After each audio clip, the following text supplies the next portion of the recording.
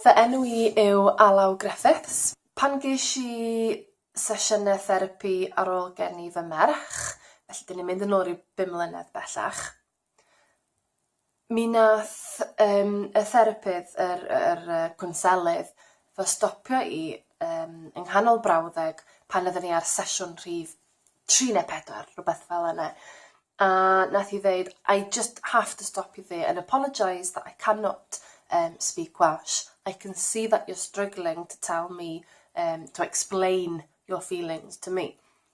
Ac oedd hynny'n hollol wir, ond beth sydd ddiddorol ydy bod hi wedi sylweddoli cyn bod fi wedi sylweddoli gymaint o rwystyr ieithyddol oedd yna rhwng y ddwy ohonyn ni. Symud ymlaen wedyn ar ôl gen I fy mab Morgan, dwi wedi derbyn sawl gwahanol math o therapi. Therapi cwnsela 1 i 1, therapi CBT 1 i 1 a therapi mewn grŵp, rhywbeth ar enw ACT. Unwaith yn rhagor, dim math o sgwrs am yr iaith, hefo'r meddyg teulu. Mi ges I 6 sesiwn CBT, 1 wrth 1. Dwi'n cofio teimlo yn rhwystredig iawn a yn chwerw hefyd, os dwi'n hollol onest, oherwydd o'n I ddim yn teimlo fel bod fi yn mynd yn bell iawn hefo'r sesiynau yma, o gwbl.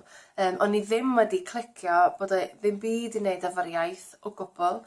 Tan I mi gael 2 sesiwn yn unig fel rhan o raglen S4C o'r enw Gyrru Drwy Storom, a ges i'r 2 sesiwn yma yn y Gymraeg. A dyma fi yn sylweddoli, waw, dwi wedi cael gymaint allan o'r sesiynau yma hefo rhywun oedd yn siarad Cymraeg.